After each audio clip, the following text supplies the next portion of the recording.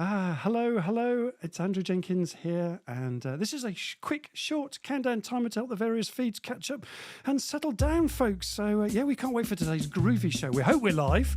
We never quite know whether we're live, particularly with LinkedIn at the moment. It's been giving us some real headaches and real worries. So, on Leaders Live today, we hang out with Darren Stanton, a former police officer turned behavioural and body language expert, folks, and who's honed through his experiences, honed through years of scrutinising liars, cheats, criminals, and Darren's insights is unmatched, folks. So please give us a prod on the feed to know that we are there. Good morning, fantastic, from Granada in Spain, fantastic, thank you, Mateus. That has calmed our nerves no end to know that we're actually on live. Give us a quick wave, Darren. Brilliant, thank you. And this is and Mrs. Moderator herself, Sarah Jenkins. Hello, and morning. 118th show, folks, and only 35 sleeps until the big man, people. And so with Sarah, Darren, me, Marketing CX in the background, hopefully, and Ghost, this week's sponsors. That's today's team, folks. Wow. Wow, there we go. So we're just waiting for the sponsorship video to come up. Please give us a shout out as we're waiting for the feed to come up. Good morning. Here we go. Tap to join. Well, I'm in, I think. Yep, I'm in.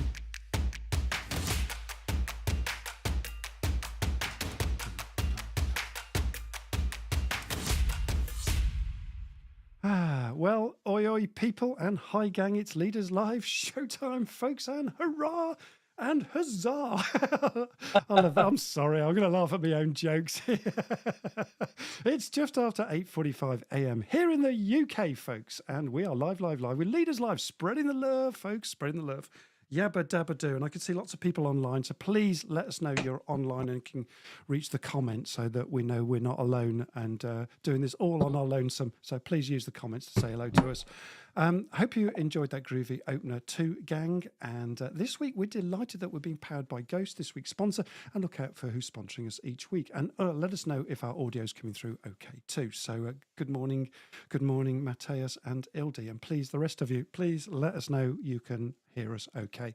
And as I mentioned in the countdown, I'm Andrew Jenkins, and I host this interactive weekly Leaders Live show that's built an awesome community of like-minded leaders. So please don't be shy. We'd love you to introduce yourself, join in, interact with the comments, ask questions, chat away, network with each other. That's the whole point in this. And we have 3 simple rules, folks: a safe community, mutual respect, and please, no selling in the room. And our motto is I to the power of we. And and look, we put a lot of effort into making this free show for you guys and put a lot of time and effort into it. And if you want to pay us back in a simple, fun way, you can use the buymeacoffee.com app, which is buymeacoffee.com /Leaders Live. Buy me 5 and you get a free half-hour coaching session, folks. And Sarah will put the link in the feed as we're going along, hopefully. And you get a shout out too. And it looks a bit like this if I can do the quick test while we're just here. Here we go. So all proceeds go to the show, by the way. So, and we love it when you interact with us in that way. Now, smash those likes too, folks. We'd really appreciate that. That keeps us motivated. And so Phew, put it all together. What have you got? Yep, you got it. Bibbidi bobbidi boo. And you'll be singing that song all day. So let's bring in our live. Here he is already. So where are we? Darren Stanton, a former police officer. How are you doing, mate? You're right. I'm very well. Thank you for having me on. Yeah, very welcome. So expert in body language and scrutinising liars, cheats, criminals. Darren, your insight's unmatched, mate. And we know that you co-star on a TV celebrity show at the moment, Judge Rinder, on Interrogation Secrets, I think, Darren. Is that correct? That's correct, yeah. And that's on Amazon Prime, Apple TV, and the Crime Investigation channel here in the UK. Yeah, brilliant. And you advise law professionals, you analyse and scrutinise surveillance footage, and on all the major shows on TV. Darren will tell us all about those without having to name drop for him, but I'm sure Darren will tell us lots more about that as we're going along. And Darren, just give us how did you get to where you are today? How did you become a world famous body language expert? And give us a little bit of direction of where we're heading today. Yeah. Yeah. Well, like a lot of people sort of work in psychology, I'd always kind of loved people and felt that I was able to build rapport quite easily, and I was always a sort of bit of an empath. But really, the first part of my life was actually vastly different, because I was going to be a classical pianist, believe it or not. I was made to have piano lessons at the age of 5, so I still play to this day, not professionally. And then when you get to about 17, you've had about sort of 10, 11 years worth of doing scales. I kind of thought, I want to do something a bit different now, much to my parents' sort of dismay. And at the time, for those people that were in the UK, or they may have seen an old show from the 90s called Cracker, which was an actor in the UK called Robbie Coltrane. Yeah. He was a psychologist. We used to love He used to help the cops solve crime. He did. It was later remade by America, but I prefer the British version. So I thought, wow, that's a job. I want to do that. But really, it didn't exist, because obviously, like, psychologists don't sit in and interrogate suspects. But I ended up going to university and studied sort of psychology, and then I was in the prison service, where I studied sort of forensic psychology as well. Was in that for a while, and grew not to really like it that much. The environment, I just found it obviously oppressive, and I was looking around for something to do that was different. So I ultimately ended up joining the police. So I was what we call a response officer in the UK. So going to all the emergency calls, but I never lost my passion for psychology and lots of other things. So I took advantage of opportunities where I was able to do sort of professional development courses. So aside from psychology, I then ultimately trained in NLP, neurolinguistic programming, which, for those that don't know, it's kind of a psychological communication tool. Trained in sort of hypnosis, I think called micro-expression training, and also something called statement analysis, which is we don't just look at the non-verbal that somebody demonstrates. We also listen very intently to how people phrase things, and that can often give us clues in terms of how they, what's going on the inside. And 2010 was the catalyst for me, because we had quite a big election in the UK to become Prime Minister, and it was the first time that we'd ever had these live head-to-head debates in the UK. And so I was asked to assess the body language of the main politicians. Wow. And to be honest, since at that moment, it just snowballed with incoming work, so much so that I ended up putting my resignation to the police, which everyone thought I was crazy, leaving a secure job to sort of follow this join the circus effectively and work in television and media. Yeah, brilliant! What a fantastic story that is. And we just hello, good morning, Tilly. So that's great to see you as well. Thank you, Darren. And amazing how these little experiences can just come out of nowhere. So 2010 was your catalyst bit, analysing politicians, and it snowballed from there. And quite often that's what we need to do, isn't it? Persevere as a business lesson. And then one day, something happens that builds that wave of success, and off you go. And I think that's great encouragement for us as Leaders Live.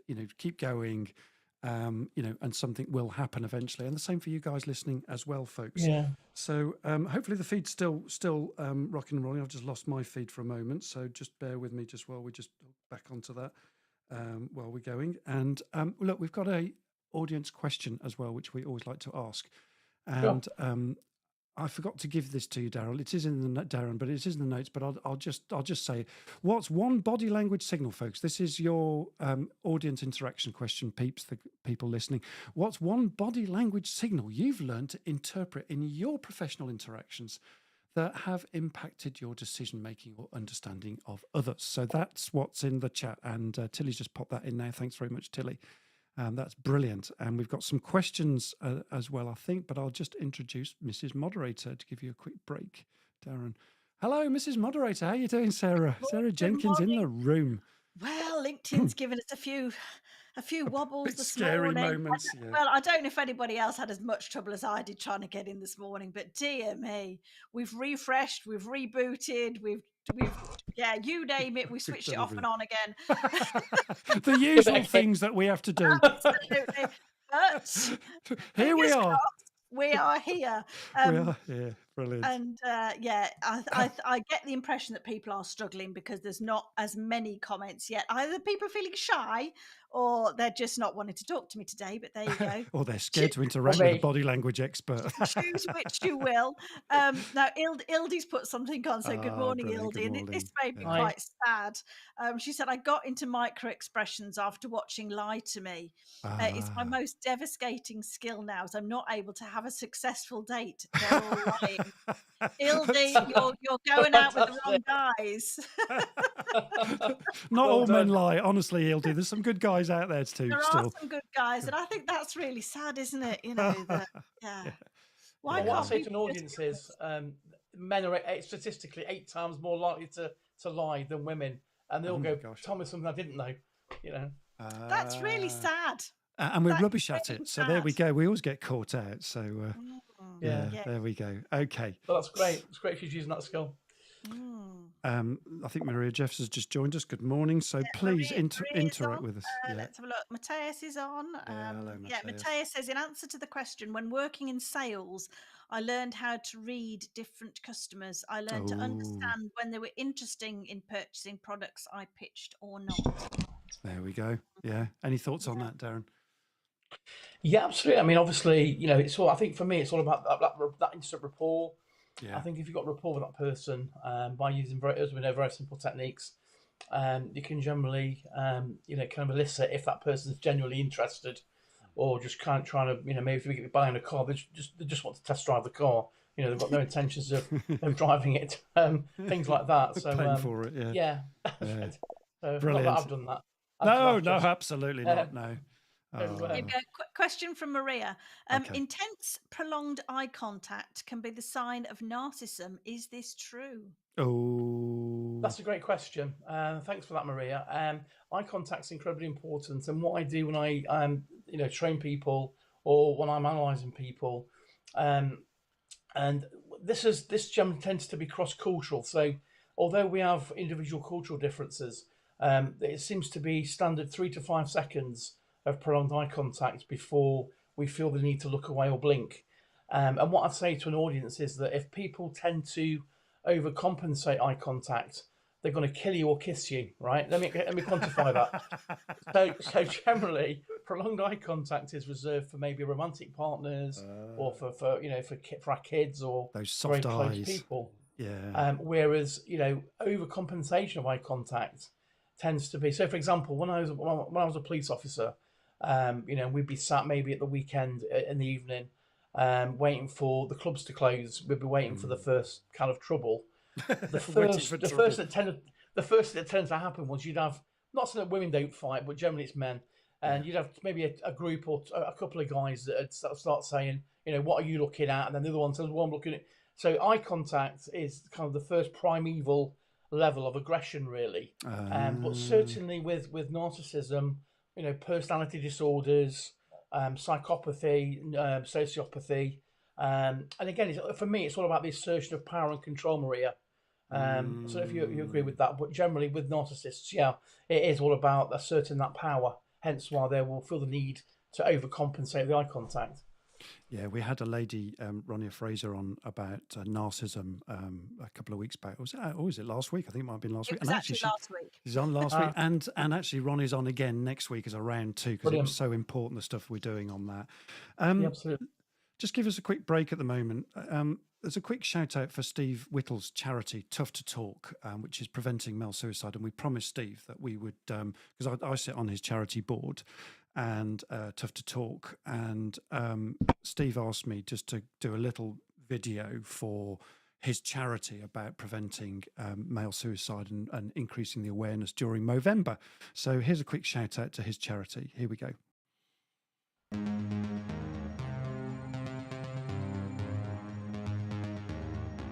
Brothers, it's time. Time to unleash the stash. I love that. We're not just growing mustaches, we're sparking a revolution. Join us this Movember. Stand tall, speak out. We're fighting against male suicide and the mental health stigma. Your voice, your story, your mustache. it can save lives.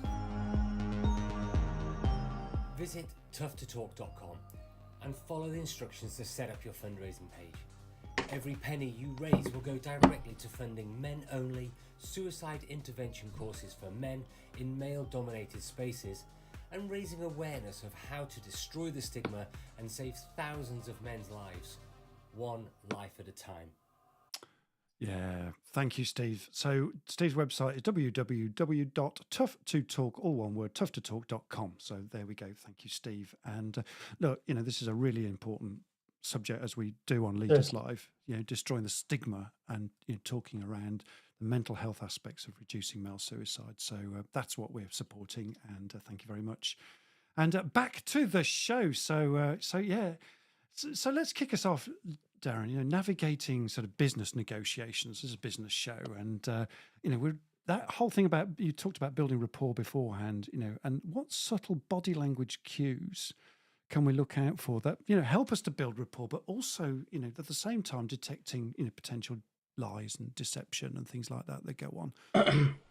Yeah, sure. I mean, obviously, one of the things I'm also involved in is sort of recruitment as well, because statistically, 1 in sort of 5 people are prepared not just to fudge their CV or resume a little bit, oh yeah, I worked there for summer or something, but people are prepared to sort of tell blatant lies, even falsify qualifications because competitions are that fierce. But essentially for me, I mean, people will be aware of the basics of matching and mirroring, and the pace and lead. For those that aren't, you just kind of mirror the other person, and at some point you feel comfortable. If you adopt a slightly different posture with yourself, or maybe if you've been sitting with your arms in a certain position, if you change that very, very subtly, the other person you'll find will follow you. That means that you've built that connection with that person. Okay. So, and again, eye contact, we've already brought that in. And generally, the micro expressions are good because, the ability to recognize a fake smile versus a real smile, which is just literally, as we know, crow's feet and the top half of the face is engaged. Whereas if someone's trying to mask, I mean, the emotion of happiness or joy is actually the most faked emotion. And we tend to do that when we're anxious, we're irritable, we're not feeling great, and we don't want to get into it. So, if you said to me, Andrew, oh, how are you feeling, Darren? And I've got a headache, I might just say, oh, I'm great, thanks. But people do that, don't they? They don't want to get into it. Okay. So, having the ability to spot sort of the real emotion is, I think, quite important as well. Yeah, that whole thing about picking up the micro expressions, in NLP terms, is called sensory acuity, and that whole thing about matching, mirroring. This is about, folks, there's more a question to you, Darren. This is about noticing other people, right? Noticing what's actually going on, and not just thinking about the next thing you're going to say. It's much more what you're saying is, with sensory acuity, is look, what's the other person? Look at what's going on in front of you, right, Darren? Absolutely. I think one of the things that comes to mind when you ask that question is, I mean, I'm sure a lot of people have read the book, but 7 Habits of Highly Effective People. Oh, brilliant book! Yeah. One of the things in there is, seek first to understand, then be understood.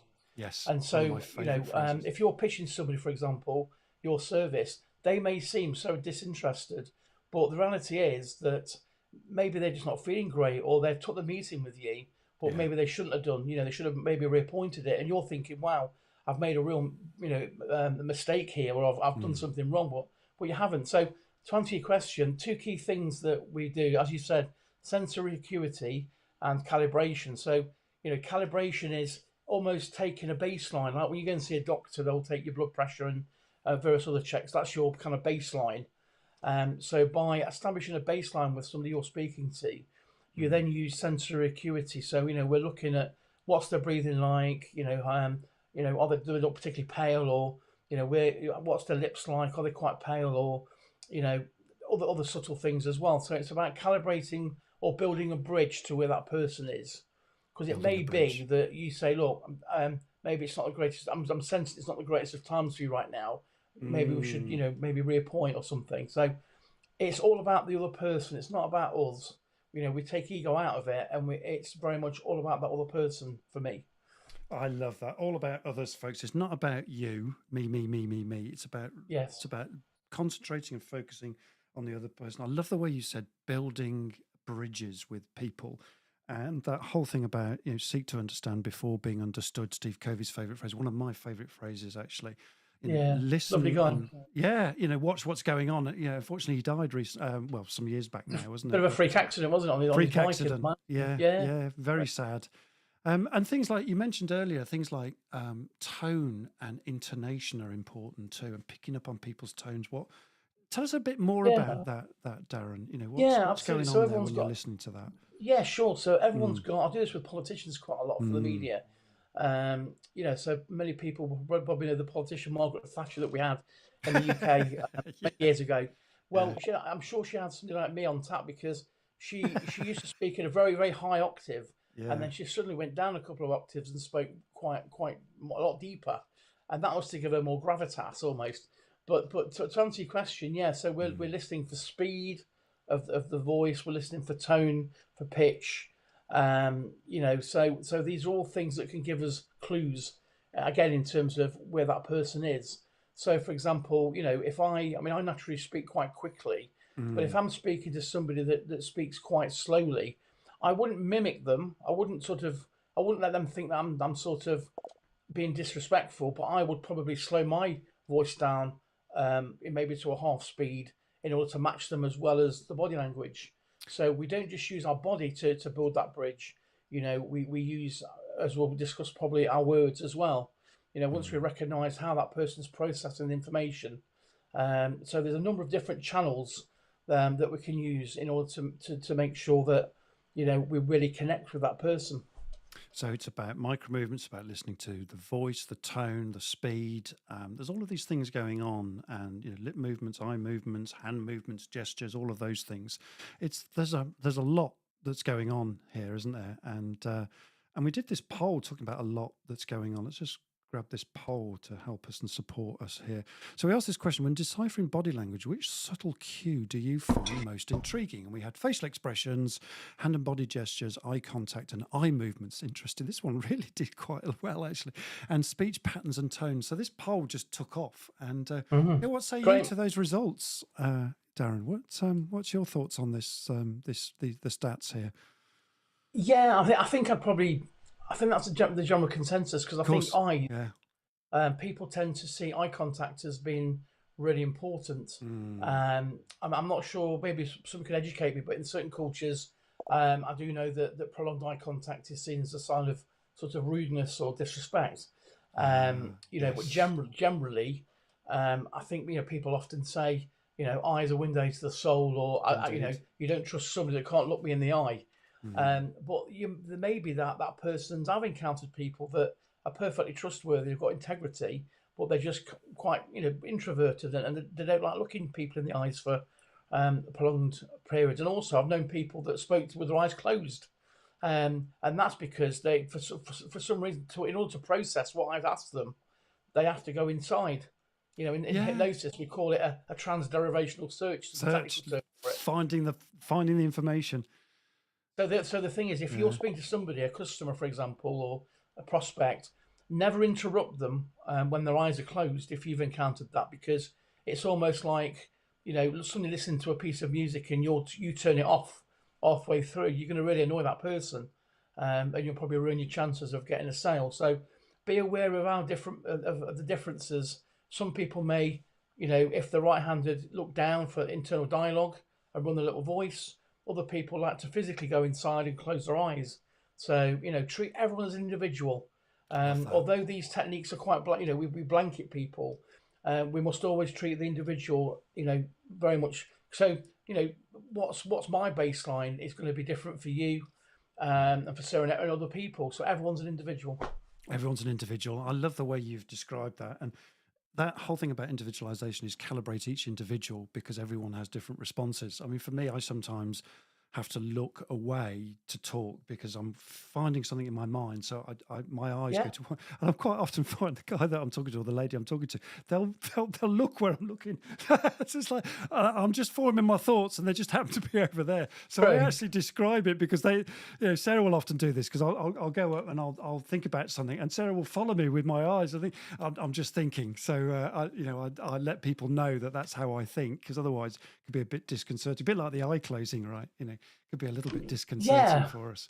So I let mean, people know the what's only going on. exception to that, sorry to cut you off, Yeah, is, no, for no. example, there's a very famous convicted, child killer in the UK called Ian Huntley.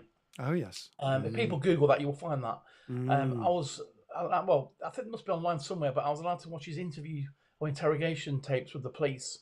And the one thing with him is that he got to a point. Well, let me just kind of caveat this. I see these things very much like learning to juggle. Okay. As you've said, to manage calibration, sensory acuity, eye accessing cues, a blood flow. It's like juggling 10 balls. Yeah. So no matter how proficient you are, there comes a point when the brain enters a state called cognitive overload. So, that's if you're being deceptive and there's a big consequence to being caught. So this particular guy, there comes a point when he can no longer carry on and he's mentally exhausted and he literally just bows his head and closes his eyes as if he's gone into a trance because he's that, he just can't take it anymore.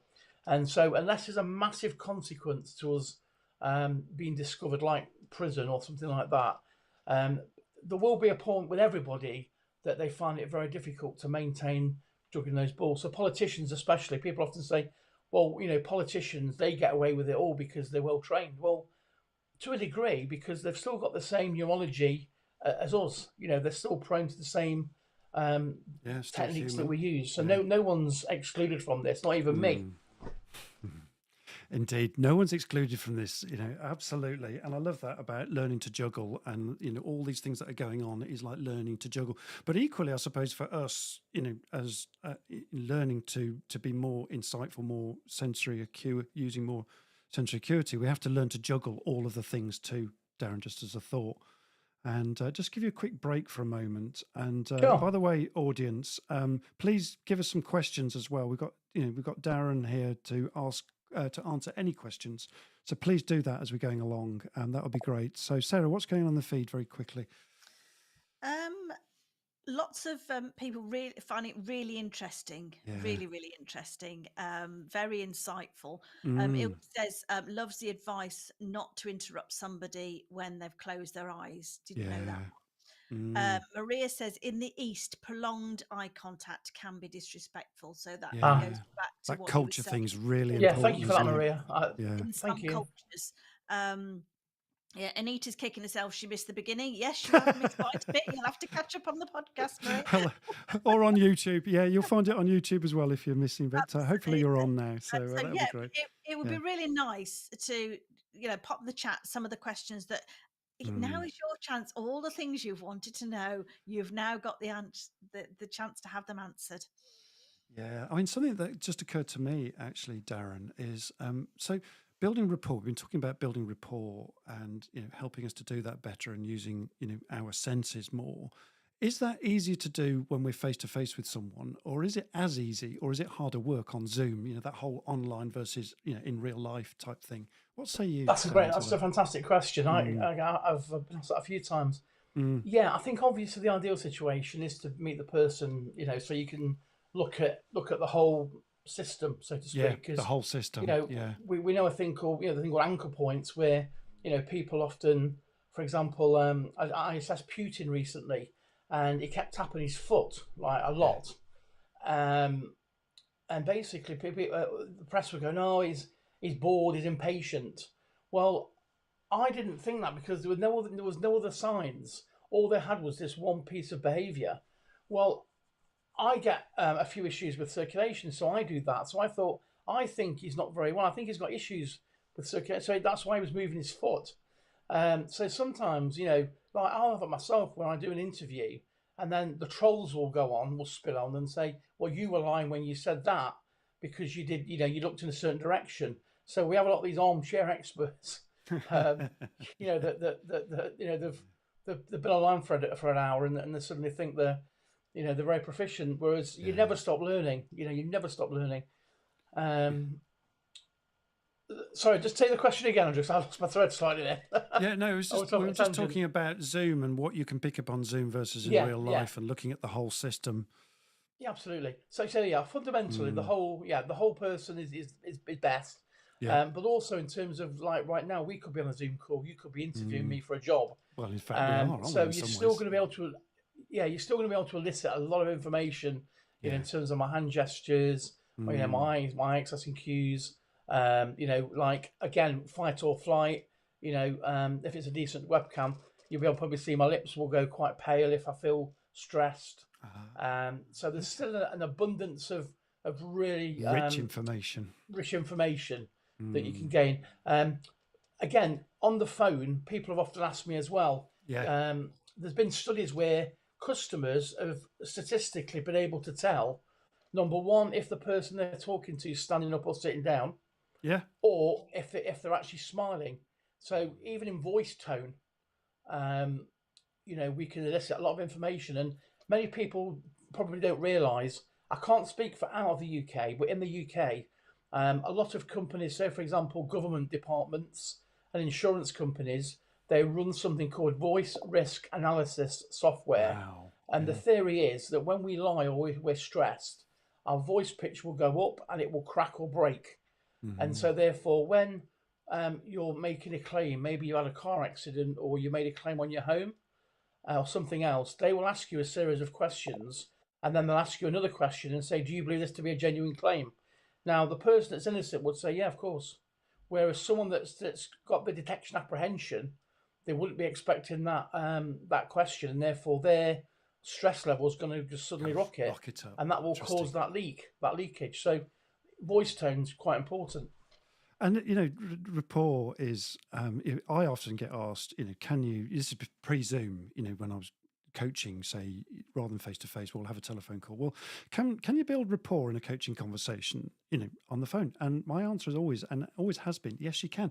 You just have to listen out for different things. So, you're listening for tone, you're looking for intonation. As you say, when you get good at this, you can tell whether someone's smiling or not. You can tell a smile on the phone. Absolutely, I get it completely. Yeah.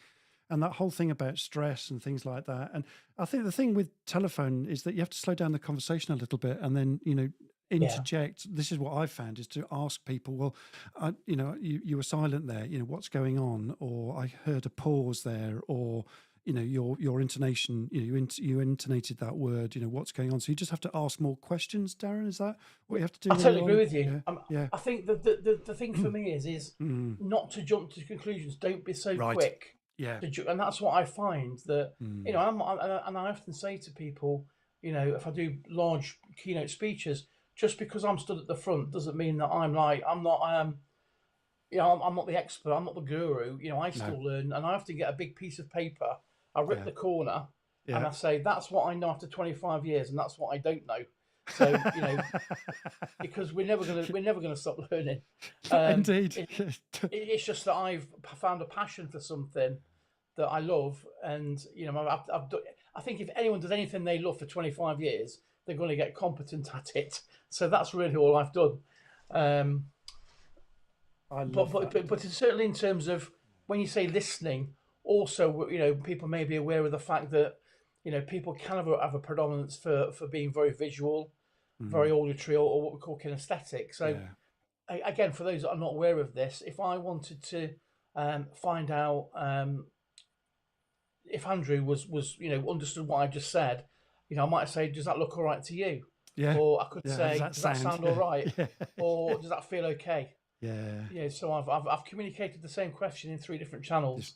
Absolutely. So listen to what that person's saying to you.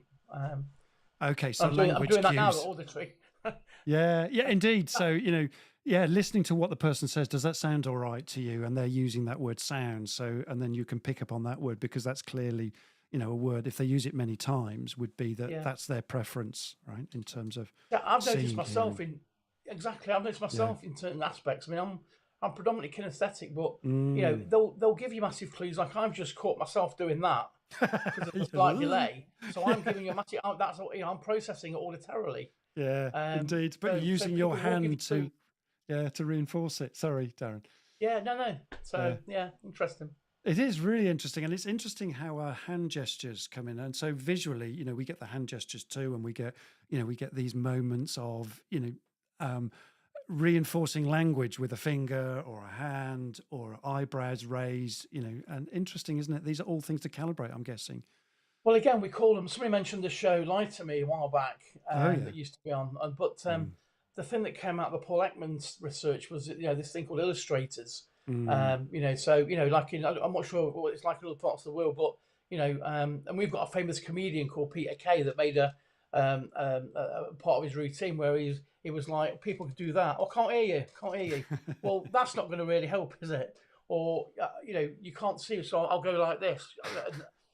So and then in different parts of the world, that would be okay. Yeah. And I did some research actually and realised I didn't realise. I don't know if you guys have that are watching that. Back in the 60s, Richard Nixon went to Brazil to do a tour, and he was on top of the bus making this gesture. But I learned that that's actually a very offensive gesture in Brazil. So it didn't go down too well. So talk about cross-cultural differences. Cross-cultural differences. There you go. Yeah, brilliant. Let's give you a quick break for a moment. Let's bring in Mrs. Moderator for a moment. What's going on the feed? There's some interesting stuff going on the feed. There is some interesting stuff going on the feed. So, great. Maria I'm going to come back to Graham Rose's question in a minute. So park this one for a minute, Darren. But Graham says, what can you tell us about Andrew's behaviours on the life today? Let's bring that up. Thanks, Graham. Let me just grab my dossier. I've been Love it. Absolutely brilliant. So we'll park that one for the end, Graham. Fantastic. I love that. He's a paragon of integrity, let me tell you. Oh, it did make me chuckle. And that's the truth. That's brilliant, Graham. Absolutely brilliant. There we go. Maria Flanagan, as the pace of life gets faster, what tips do you have for influencing the ability to allow people to have the time to think before answering? Often she's saying that often, as you said, thinking requires retrieving information, but the silence can make people uncomfortable, especially in virtual meetings. What are your suggestions? Oh, lovely. That's a really good. That's a great. You asked some great questions, Maria. So there's a bit of a paradox for me because when I say that I'm old school. Someone's bought me a coffee. Sorry about that. Oh, thank you very much. Thank you very much, Rebecca. Thank you, Rebecca. So as we, like this, I mean, the technology that's allowing us to do this now is fantastic. And 25 years ago, we would have had to go into a fixed studio. But in the same token, I think all this technology, in a lot of respects, is killing communication. Yeah. I'm actually going to start doing some what we call audits on YouTube, where I'm going into businesses covertly. And one for me, I don't know what it's like in the rest of the world, but these headsets that a lot of these drive-throughs have and stuff like that. Now, like I was talking to somebody the other night, ordering a coffee, and they started talking. I said, sorry, what was that? And she went, no, I'm not talking to you. Oh, yeah, like, indeed. Really rudely. Yeah. So I think the technology is killing communication. And, like the other day I was driving and someone walked in front of the car because they're on the phone.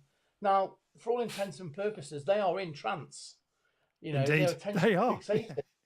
And then they shouted at me. I couldn't even get it run over.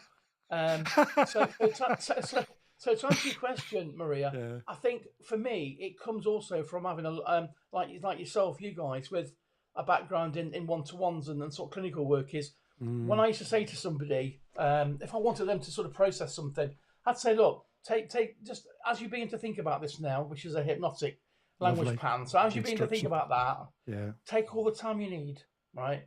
So you're taking the pressure off that person, so you can even, like if I said to Andrew, so take all the time you need, Andrew, to answer that question.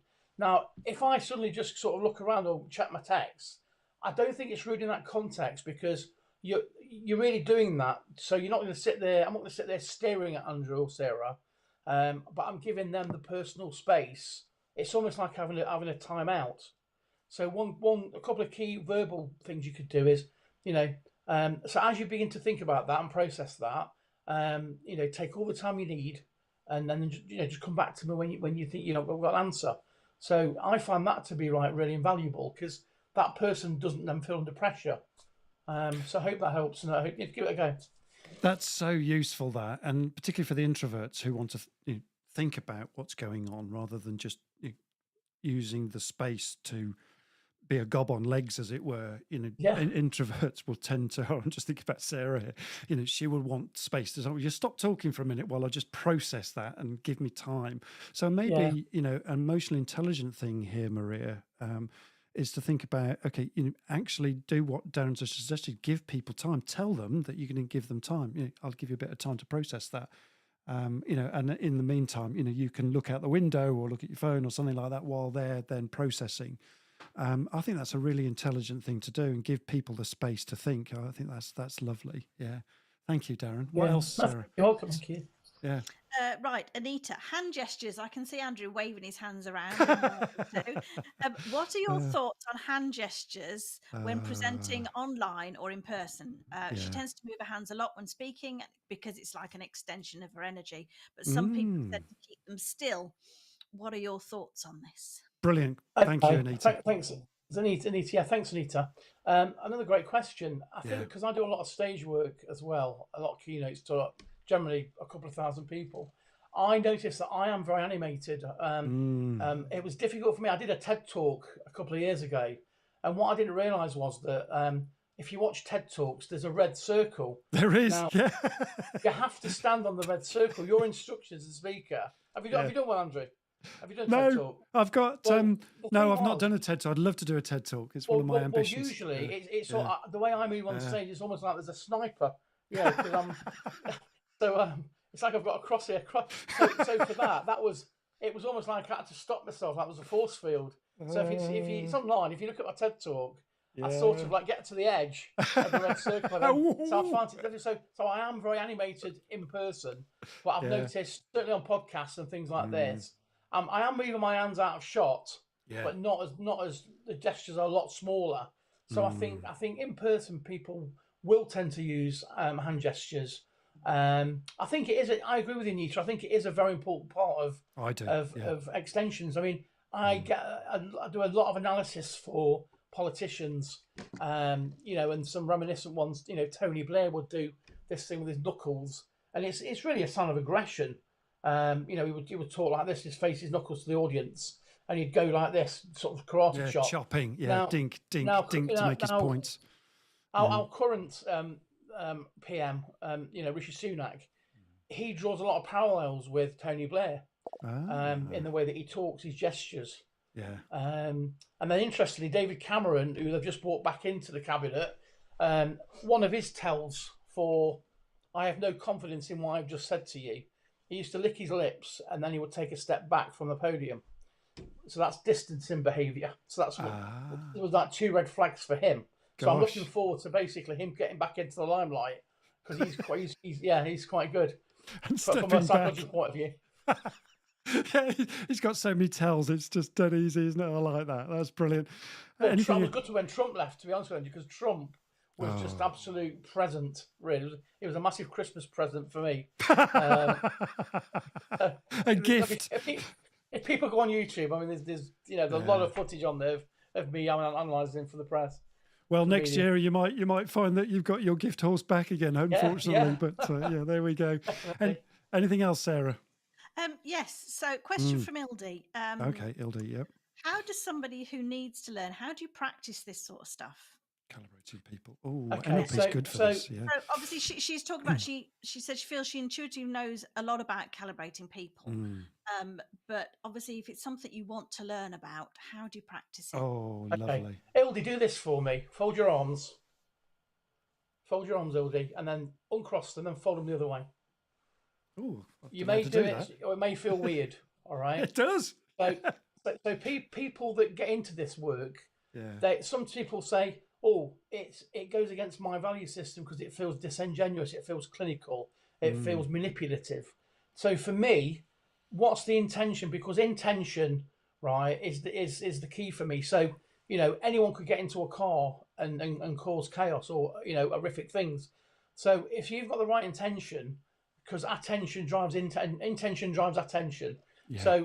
So what I'm saying is that if you practice doing that every day, so today set one intention. So if you're going to go out for coffee, all I'm going to invite you to do is maybe listen to people. I mean, coffee shops are great places, aren't they? I mean, I although I do a lot of TV and speaking, as you'll probably come onto, I write for a lot of the TV shows in the UK, and I'm not a person that's that motivated to work from home. To be honest, I like a little bit of noise in the background. and invariably I'll always end up talking to somebody, and meet some fascinating people. So I always set an intention and think, right, I'm going to set an intention to notice matching and mirroring. Yeah. Now, what you'll find is that you will see it because you've set the intention. Sometimes you may have got in your car and you've got somewhere where you've been that many times you don't have to think about it. We call that unconscious competence. So, you've done, hundreds of things up to this point in your life, Hildy, that you now don't have to think about. Maybe you play a musical instrument. We talk, we walk, you've got other skills. So this process is no different. So I would say on a daily basis, even for 5 minutes, set an intention maybe to see what different people's eye contacts are like, where they look with their eyes, maybe set an intention to see people that are mirroring each other. And what you'll find is after maybe a month, you'll then begin to be able to juggle more and more balls. Yeah. Does that make sense? So it's just a case of starting very small. Don't put pressure on yourself, but just set an intention in your mind to pick one thing today that you want to see, and your unconscious will give you that. Coffee shops are built for sensory acuity. Absolutely. I say this to a lot of people too. Look, if you want to notice more, notice what's going on in trains and on platforms and in coffee shops particularly. You'll see so much body language going on. Yeah, love that. Yeah. And set the intention, Darren, is what Darren's saying. I love that, Darren. Yeah. Well, people often say to me, does it not give you does your mind not explode with all this stuff? And I'm like, well, no, because I'm not constantly switched on per se, but because I've been doing it for so long, I'm naturally unconsciously going to see things. But I don't say like right now. I mean, I'm not coming to this interview with me saying, right, I'm going to read Andrew and Sarah. It's just not on my conscious mind. Do you know what I mean? So it's the same token.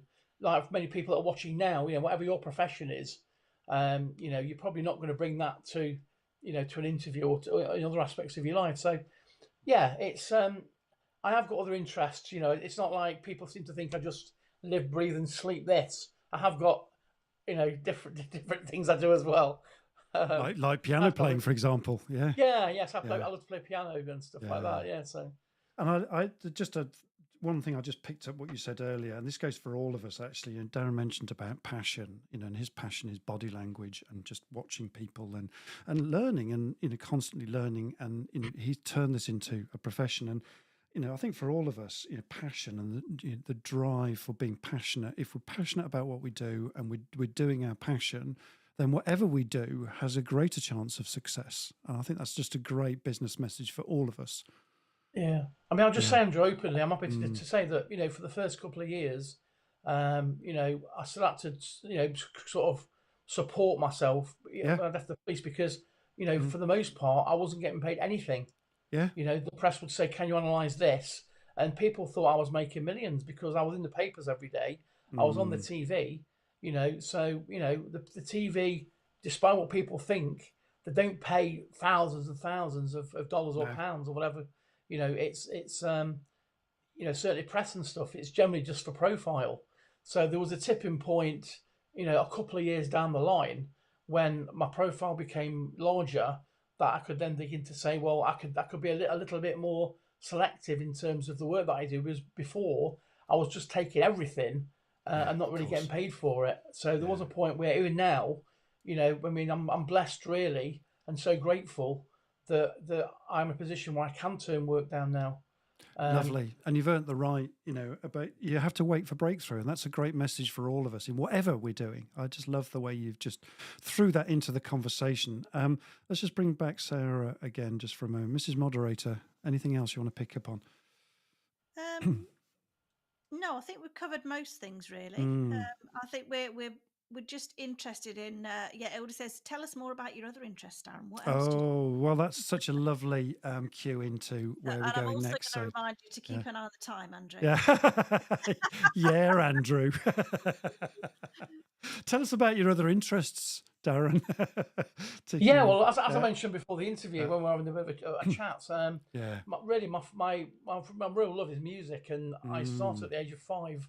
My parents sort of made me, sort of play the piano, And it wasn't Major. until sort Big of stick. about 17, 18 that Yeah. I kind of got more into psychology and stuff like that. But in one respect, you know, I not regret, but I wished I'd kind of carried on professionally in a way. But I still vent that. I still play. My favourite person is actually a guy called Ludovico Einaudi, who's an Italian composer and player. I saw him recently in concert. Okay. And for those of you that don't know him, he's a fantastic person. But I play jazz. I play all sorts of different music. That's one of my passions. You know, and just really, I love travelling. I love a part of the world which you guys know, you know, called Cornwall, which is by the sea, the southwest. Yeah, the southwest. You know, yeah. so I love to travel. You know, and like I say, I love my work, but I also just love to connect with people and just travel and see different places. There's no doubt you're a people person, Darren, absolutely. And just tell us a bit about what you do professionally as well, because it's fascinating the things you get involved with. You know, give us some of the things that you're involved with at the moment. You mentioned Judge Rinder. What else are you doing? Yeah. So there's some, I'm not sure if you guys get these shows in wherever you are, but we have a show called Strictly where we get celebrities and then they have a professional instructor teach them how to dance. And Strictly Come Dancing, it's a massive show in the UK. So I work on that for the national press. Wow. So basically, I will assess each of the couples, and people think, well, hold on a minute, what's dancing got to do with body language? Well, I'm asking that actually, because you know, when I first started learning about this stuff, it was the analogy of, you know, these ballroom dancers, they have to be complete synchronized, you know, and move as one really. So you know, I don't think there's any greater example of what rapport is than ballroom dancers. So I write for that show. I write for a show called I'm a Celebrity, Get Me Out of Here, where they put celebrities in. Although I had to Google half the celebrities this year, I have to be honest. So I work on that. There's a show called Married at First Sight, where they get a group of people, and then they literally the first time they've met the other person is on the wedding day. So there seems to be a real appetite of people now to watch. Like it's almost like voyeurism. There's a lot of shows out there where, you know, you're watching other people in certain situations. So, and then the show called Big Brother, which people may be aware of, I sort of work on that as well. So a number of sort of main TV shows. And then I also assess like the royalty, other public figures. So if there's a political summit, I get asked to write for that as well. So, yeah, it keeps me busy. Brilliant. Politics all the way to shows and Lorraine Holden and breakfast shows and things like that. You see Darren appearing in all sorts of TV shows. Quick question from Anita here. Let's just bring Mrs. Moderator back in. Where are we? Where's she gone? There we go. Quick question from maybe Anita here. Is you trying to do my job again? Really? Yeah. Do you work with other body language experts, Darren? That's a great question. I not so much work, but I think it's important. Well, I've encountered a couple. I've reached out to them, and I think, if I'm honest, a couple of people have allowed ego to get into the situation where I kind of collaborate. I'm going to be collaborating with a couple of great other guys, which I'll name them because they're fantastic. And a guy called Robert Phipps, who used to be on TV England some years ago on a show called The Trisha Show, and another lady called Adrienne Carter, who's actually, I think she's in your part of the world, Kevin. So we're going to be looking at doing a podcast of our own, you know, sort of discussing body language and stuff. So I think it's incredibly important to, you know, connect with other people that do what you do, because, you know, sometimes you can be too close to a situation. Certainly some of the more serious work that I do with the police or security, or aviation security, you know, sometimes it helps to have a fresh pair of eyes, almost like getting a second opinion from another doctor. Yeah, of course. But so I think my over and above thing with this is don't allow your ego to get into this, because it's just remain humble, remain grounded. Love that. You know, and always be there to support other people as well. Yeah. You know, you mentioned it earlier on, Andrew. I didn't get a chance to say it, but you know, paying your dues is important. I think the one thing at the moment, which is a bit of a bugbear of mine, is people want everything now. They don't want to work on a craft. You know, they want it instantaneously. And my opinion is easy come, easy go. If you get something overnight, then the longevity is going to be zero. Yeah. So, accept and embrace the fact that you're on a journey, Love that. and love the learning, Yeah. That's so humble. And absolutely, Darren, you being on the show and the way you give, you just give so naturally. I love that about what you do. It's a beautiful thing. So, yeah. Thank you. And I think that's for all of us as well, folks. And just on some stuff that Darren's doing at the moment, this is the human lie detector. Darren's on Friday, 1st of December. Is this in Nottingham, is it? That's actually in Lincoln. Lincoln. Yeah, I can see it. Yeah. Yeah, lovely. It's actually it's in an old mental asylum, so it's quite right for me. Ooh. Interesting. So that's Friday, the 1st of December. There'll be a link in the feed at the moment if Tilly can pop that in if she's still with us. And then the tour spills out the rest of next year all around the UK. All around the UK. So it starts in Lincoln and moves around. So so you can get tickets at £25 each. So you can contact Darren for that. I'll give the website in a moment for that. But that's happening all year. So the first one's in Lincoln, and then the following year you're going to be doing a tour. Yeah, they're all around the UK. That's like a live interactive event with the audience. So I talk about a lot of killers, how these techniques help law enforcement, catch out killers. And then there's a lot of more light-hearted stuff where we'll get people on stage and teach them how to sort of build rapport, and so it's quite a nice evening. And there's a little hint for Ildi, because she was asking, well, how do I get better at this? Go to one of Darren's shows. No, I'm going to go to one of your shows when you're nearer to us. So absolutely. So I've also got an online course as well. I forgot to mention. Yeah, please do. If you just put Darren Stanton online body language course, I've got an introduction to body language. There's an advanced version coming out after Christmas, but you can do like an online course in your own time. Nice. That's online. Is that on your website as well? Here's Darren's website. I think it's on the website. I need to put that's on the updates. Yeah, so that's not on the website at the moment yet. Yeah. I'm just looking at your website here. But you can Google it. Just put online course Darren Stanton. Online course Darren Stanton. There you go. And so you can learn all about body language there. And this is a little bit about the crime investigation series with Rob Rinder's Interrogation Secrets. And and Darren's book as well. This is brilliant. So I'm going to get this book, Project Jam Jar. So it's on Amazon. You can find it there. This is a psychological exposition, I think. It's a bit more about psychology and people. Yeah. Yeah. Because I effectively started out really my career, not really on television, but as a motivational speaker. So, even now, one of my core values is empowering other people. I never like to hear somebody else disempower anybody and say you'll never do that. So the book cover really, in fact, ironically, in England we have a well-known coffee shop called Costa. Now the book cover is people trapped in a jar. So what I did one day, I actually got all the Costa staff that I was sat in and said, come here, stand against that wall and pretend you're trapped. So they're actually all the Costa staff, and the psychology of the book is that if we were to put fleas into a jar and put the lid on and get a big magnifying glass, we'd see the fleas jump. Now, they'd hit the lid because they want to get out. But because we know habitual behaviour is around 60 days or so, what the fleas would do is they would basically look at where they are in relation to what they want to achieve and think, well, every time I take action, it's painful because I keep hitting the lid. So they'll moderate, they'll almost restrict their level of activity in proportion to their experience. Okay, but 3% of a sample will then know, I'm going to keep going. So the theory is if we take the lid off the jar, the majority of the fleas that have acquired that self-limiting belief will die in the jar. Only 3% will jump out. So the book's the psychology of, through our own upbringing, through our own self-limiting beliefs, through the language we say to ourselves, like this will never work. It teaches us, firstly, that we're in a jar, and secondly, how to jump out.